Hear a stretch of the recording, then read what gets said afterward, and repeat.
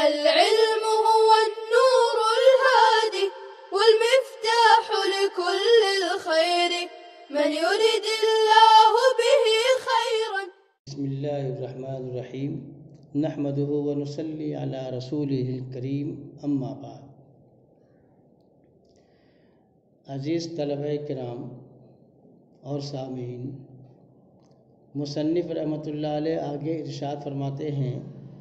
وَإِذَا خَلَى الزَّوْجُ بِإِمْرَأَتِهِ وَلَيْسَ هُنَاكَ مَانِعٌ مِنَ الْوَطْءِ ثم طلقها فلها کمال المہر وعلیہ العدت. اور جب شوہر نے اپنی بیوی کے ساتھ تنہائی اختیار کی اور وہاں کوئی مانع موجود نہ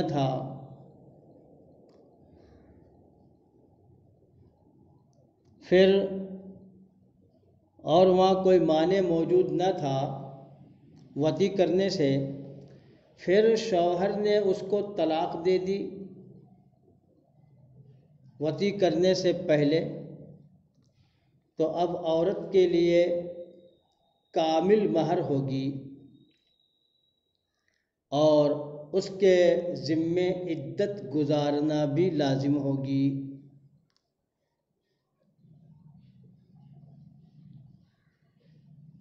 وَإِنْ كَانَ أَحَدُهُمَا مَرِيضًا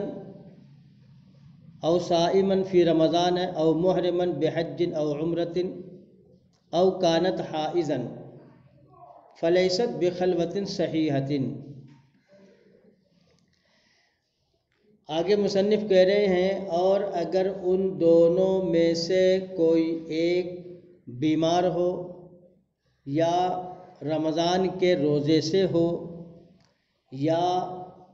حج یا عمرہ کے احرام سے ہو یا وہ حائضہ ہو، فلیست بخلوۃ صحیحۃ، تو اب یہ خلوت صحیحہ نہیں کہلائے گی. جی، مصنف رحمۃ اللہ علیہ اب یہاں پر خلوت صحیحہ کو بیان کرنا چاہتے ہیں اور اس کے حکم کو بیان کرنا چاہتے ہیں. لہذا یہ کہا کہ جب نکاح ہو گیا اور میاں بیوی نے تنہائی اختیار کر لی اور وہ تنہائی ایسی تھی کہ وہاں کوئی مانع نہ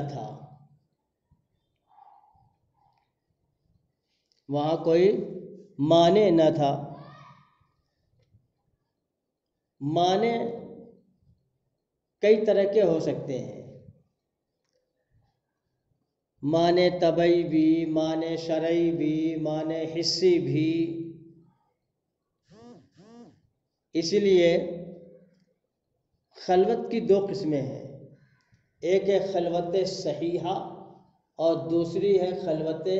غیر صحیحہ. ایک ہے خلوت صحیحہ اور دوسری ہے خلوت غیر صحیحہ.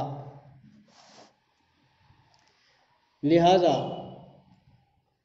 خلوت صحیحہ پائے جانے کے لیے یہ شرط ہے کہ وہاں کوئی مانع موجود نہ ہو. لہذا خلوت صحیحہ وطی کے حکم میں ہوگی کہ جس طرح وطی سے مہر مؤکد ہو جاتا ہے اور نان نفقہ کی ادائیگی اور عدت واجب ہو جاتی ہے، تو اسی طرح خلوت صحیحہ سے بھی یہ چیزیں لازم ہو جائیں گی. مہر لازم ہو جائے گا، بیوی کا نان نفقہ بھی لازم ہو جائے گا، اور اگر طلاق دے دیتا ہے تو عدت بھی لازم ہو جائے گی. اسی طرح خلوت صحیحہ سے یہ چیزیں جب لازم ہو گئیں تو اب اس کا جو حکم ہوا کہ یہی خلوت صحیحہ کہلائے گی، اور بیوی کو طلاق دینے کی صورت میں اس پر عدت گزارنا لازم ہو جائے گی۔ یہی حکم اس صورت میں بھی ہوگا کہ جب شوہر مقطوع الذکر ہو یا نامرد ہو اور انہوں نے خلوت صحیحہ اختیار کی، تو اب اس صورت میں بیوی کا نان نفقہ بھی لازم ہوگا، اس کا مہر بھی لازم ہوگا، اور اگر طلاق دے دے تو عدت بھی لازم ہوگی، کیونکہ حضور علیہ السلام کا ارشاد ہے کہ جس نے بیوی کی اوڑھنی کھولی یا اس کی طرف نظر کی تو اس پر مہر واجب ہو گیا، دخول ہو یا نہ ہو۔ مگر یہ یاد رہے کہ صحت خلوت کے لیے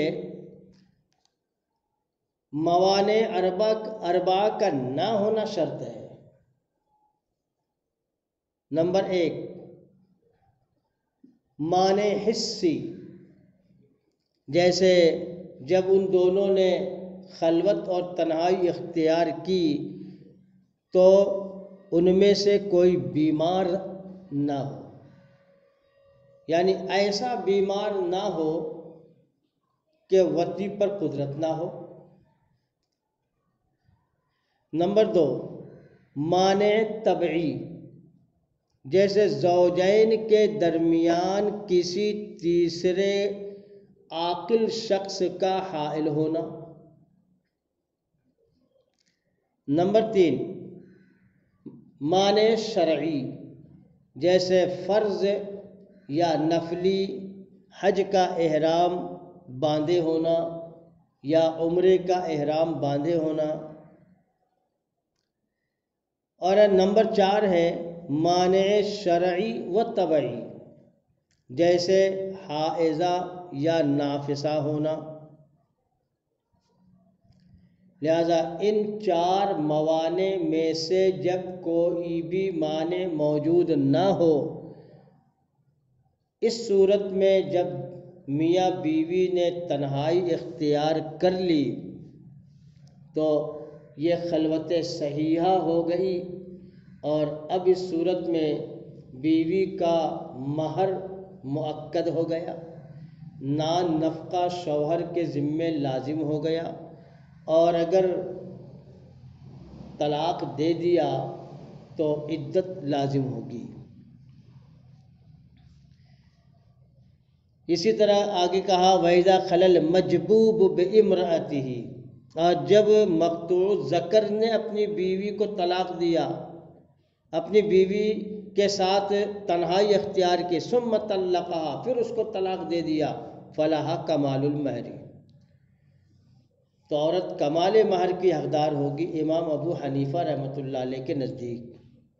کیونکہ تنہائی جب اختیار کی، خلوت پائی گئی، بیوی نے اپنے آپ کو اس پر پیش کر دیا، لیکن شوہر اس لائق نہیں تھا کہ وہ اس سے مستفیض ہوتا، تو یہاں پر جو کمی اور نقص ہے یا عجز ہے وہ شوہر کی جانب سے ہے، اس لیے اس پر مہر نفقہ لازم ہوگا، اور اگر طلاق دے دے تو عدت گزارنا شوہر یا عدت گزارنا بیوی پر لازم ہوگی۔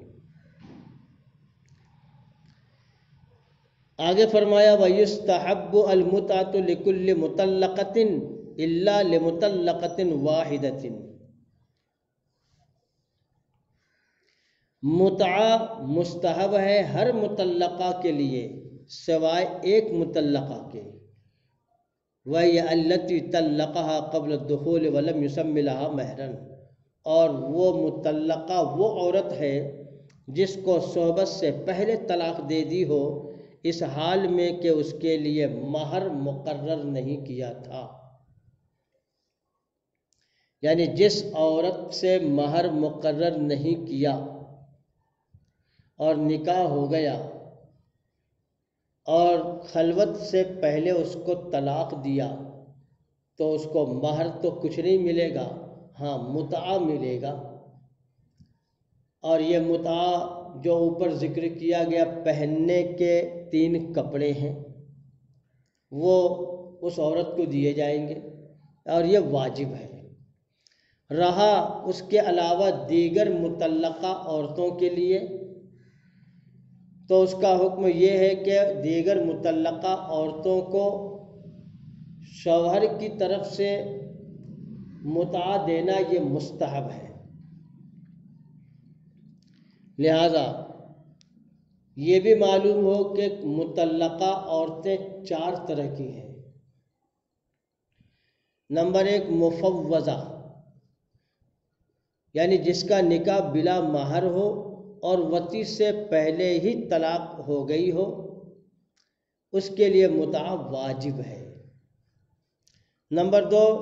مطلقہ موطوعہ، مطلقہ موطوعہ،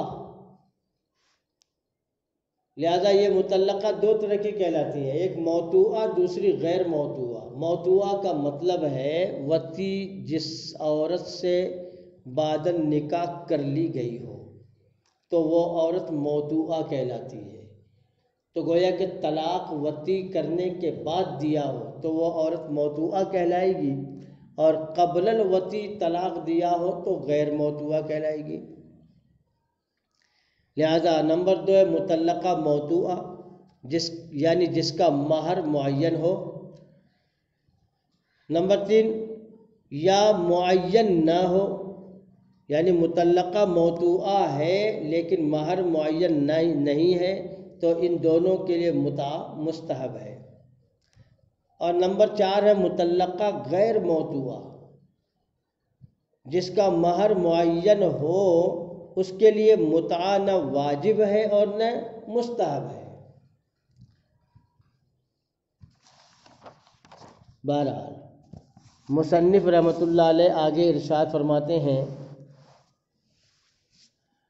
وَإِذَا زَوَّجَ الرَّجُلُ ابْنَتَهُ عَلَىٰ أَن يُزَوِّجَهُ الرَّجُلُ أُخْتَهُ أَوْ بِنْتَهُ لِيَكُونَ أَحَدُ الْعَقْدَيْنِ عِوَضًا عَنِ الْآخَرِ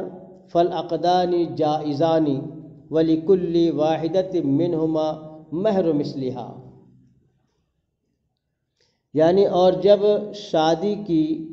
نکاح کیا کسی مرد نے اپنی بیٹی کا کسی کے ساتھ اس شرط پر کہ وہ اس کی یعنی میری شادی کر دے گا اپنی بہن یا اپنی بیٹی کے ساتھ، تاکہ یہ ان دونوں عقدوں میں سے ہر ایک عقد دوسرے عقد کا عوض ہو جائے، تو اس صورت میں یہ دونوں عقد جائز ہوں گے اور ان دونوں میں سے ہر ایک عورت کو مہر مثل ملے گا۔ یعنی صورت مسئلہ یہ ہے کہ مثلا زید نے عمرو سے کہا کہ میں نے اپنی بیٹی کا نکاح تیرے ساتھ کر دیا اس شرط پر کہ تو اپنی بیٹی کا نکاح میرے ساتھ کر دے۔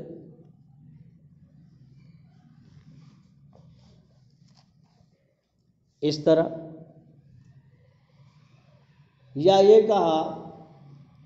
کہ میں نے اپنی بیٹی کا نکاح تیرے بیٹے کے ساتھ کر دیا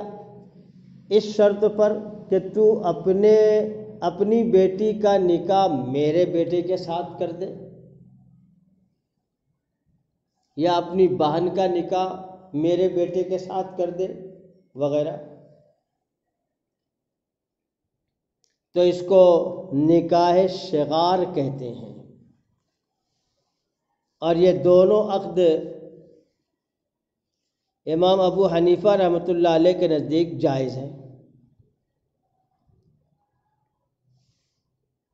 ایک اعتراض ہوتا ہے کہ رسول صلی اللہ علیہ وسلم نے نکاح شغار کرنے سے تو منع فرمایا ہے، تو اس کا جواب یہ ہے کہ نکاح شغار سے جو منع فرمایا ہے وہ اس لیے کہ زمانے جاہلیت میں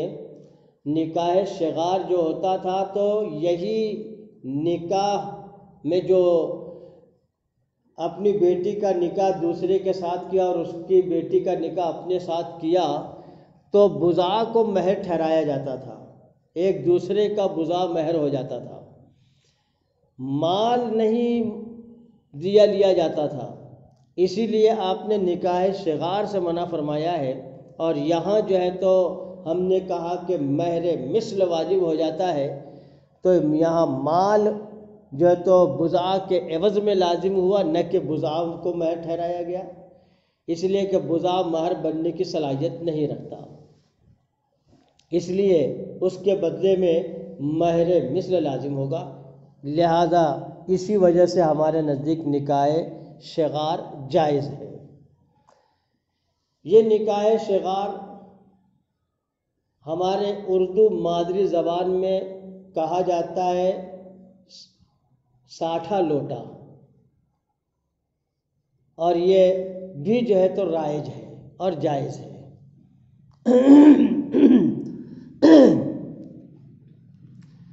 اسی طرح آگے فرمایا وَإِن تَزَوَّجَ حُرٌّ امْرَأَةً عَلَى خِدْمَتِهِ سَنَةً أَوْ عَلَى تَعْلِيمِ الْقُرْآنِ،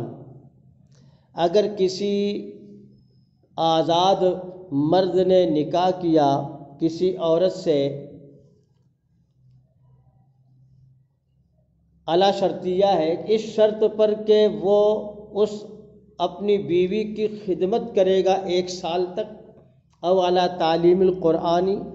یا اسے قرآن کی تعلیم دے گا 1 سال تک،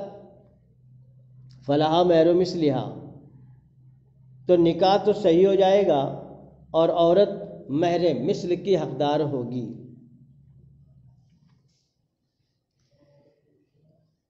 اگر کسی شخص نے کسی عورت سے نکاح کیا اس شرط پر کہ بھئی میں نے تجھ سے نکاح کیا، اس شرط پر یعنی مہر یہ ٹھہرایا کہ اس شرط پر کہ میں تیری خدمت کروں گا 1 سال تک، 2 سال تک، 1 مہینے تک، 6 مہینے تک، یہ 1 سال کا ذکر جو ہے تو یہ تمثیلی ہے، چاہے 6 مہینے کا، 5 مہینے کا، 1 مہینے کا ٹائم مقرر کرے یا 1 سال 2 سال کی مدت مقرر کرے، یا یہ کہ اس شرط پر نکاح کیا کہ میں تجھے قرآن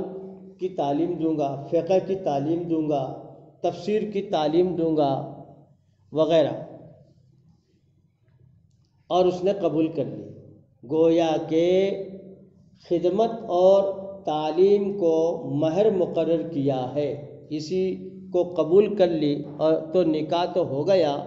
لیکن چونکہ یہ خدمت اور تعلیم یہ مال نہیں ہے، اس لیے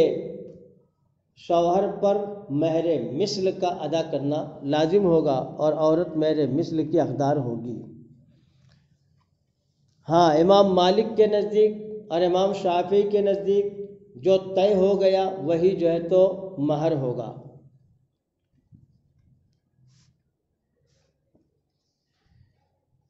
آگے کہا وَإِن تَزَوَّجَ عَبْدُهُ حُرَّةً بِإِذْنِ مَوْلَاهُ عَلَى خِدْمَتِهِ سَنَةً جَازَ وَلَهَا خِدْمَتُهُ، اور اگر کسی غلام نے کسی آزاد عورت سے نکاح کیا اپنے مولا کی اجازت سے بیوی کی 1 سال تک خدمت کرنے کی شرط پر، تو یہ نکاح صحیح ہوگا، وَلَهَا خِدْمَتُهُ، اور وہ بیوی اپنے شوہر سے خدمت لینے کی حقدار ہوگی۔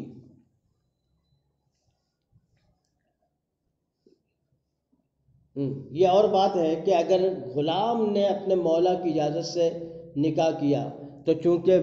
نکاح میں مہر لازم ہوتا ہے اور غلام کے پاس مال نہیں ہے، تو آقا سے یہ اجازت اس طرح اجازت لی کہ مجھے نکاح کی اجازت دی جائے اس شرط پر کہ میں مثلا 1 سال تک اپنی بیوی کی خدمت کروں گا، اسی کو مہر ٹھہرایا، مہر ٹھہرانے کا ذکر کیا تو مولا نے اسے اجازت دے دی. تو اب یہ نکاح اگر کر لیتا ہے تو بیوی اپنے شوہر سے خدمت لینے کی مجاز ہوگی اور شوہر پر لازم ہوگا کہ وہ اس کی خدمت کرے، کیونکہ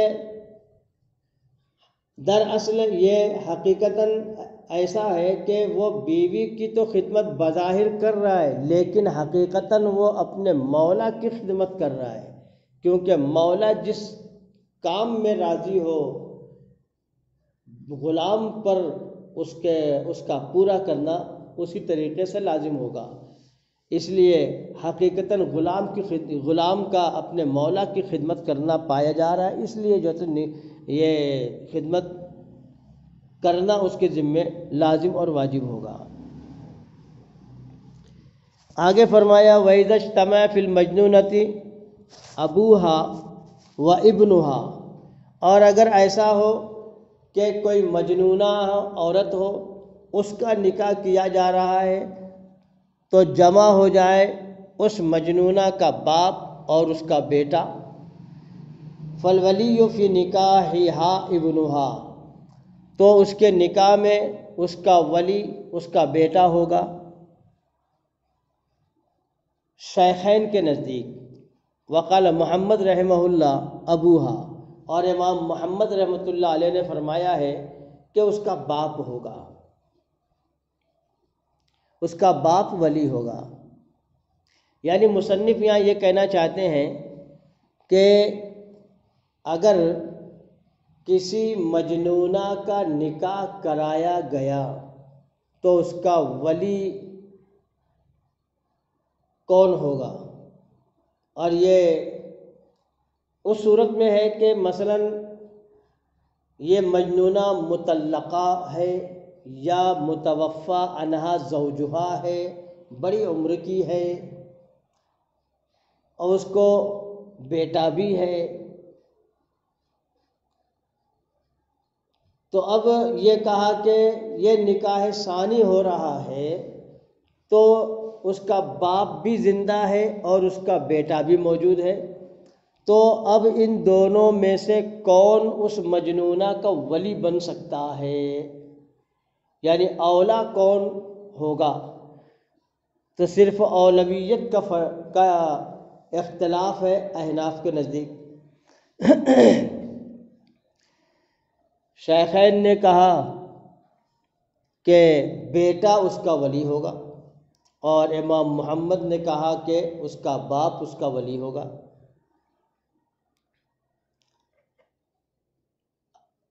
شیخین نے کہا کہ اس کا بیٹا اس کا ولی ہوگا، یہ اس لیے کہ جو ہے تو قربت میں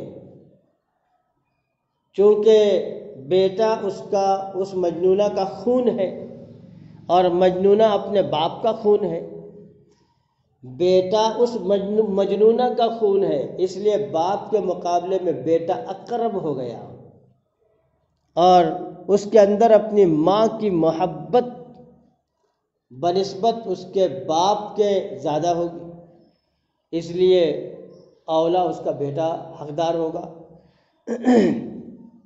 اور امام محمد فرماتے ہیں کہ باپ کے دل میں جو محبت اولاد کی ہوتی ہے، بیٹے کے دلوں میں ماں باپ کی وہ محبت اس معیار کی نہیں ہوتی، اس لیے باپ ولایت کا زیادہ حقدار ہوگا. السلام عليكم. لا تنسوا الاعجاب بالفيديو والاشتراك في القناة تشجيعا لنا لنستمر بنشر المزيد إن شاء الله.